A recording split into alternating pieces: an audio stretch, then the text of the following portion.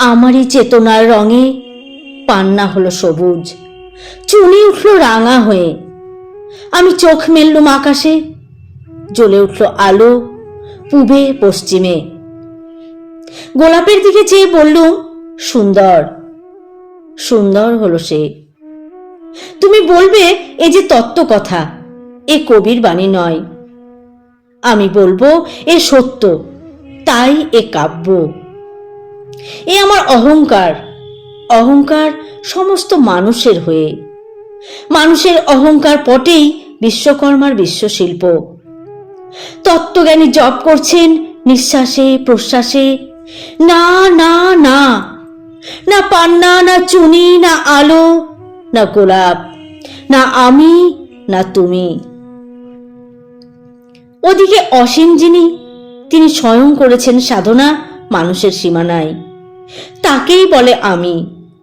সেই আমির গহনে আলো আধারের ঘটল সঙ্গম, দেখা দিল রূপ, জেগে উঠল রস।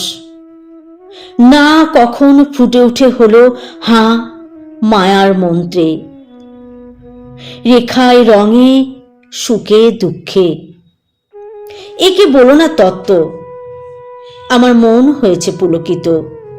বিশ্ব আমির রচনার আসরে হাতে নিয়ে তুলি, পাত্রে নিয়ে রং। পণ্ডিত বলছেন বুড়ো চন্দ্রটা নিষ্ঠুর চতুর হাসি তার, মৃত্যুর দূতের মতো গুড়ি মেরে আসছে সে পৃথিবীর পাঁজরের কাছে। একদিন দেবে চরম টান তার সাগরে পর্বতে, মর্তলোকে মহাকালের নূতন খাতায় পাতা জুড়ে নামবে একটা শূন্য, গিলে ফেলবে দিন রাতের জমা খরচ। মানুষের কীর্তি হারাবে অমরতার ভান, তার ইতিহাসে লেপে দেবে অনন্ত রাত্রির কালি। মানুষের যাবার দিনের চোখ বিশ্ব থেকে নিকিয়ে নেবে রং, মানুষের যাবার দিনের মন ছানিয়ে নেবে রস। শক্তির কম্পন চলবে আকাশে আকাশে, জ্বলবে না কোথাও আলো। বিনাহীন সভায় যন্ত্রীর আঙুল নাচবে, বাজবে না সুর। সেদিন কবিত্বহীন বিধাতা একা রবেন বসে নীলিমাহীন আকাশে, ব্যক্তিত্বহারা অস্তিত্বের গণিত তত্ত্ব নিয়ে।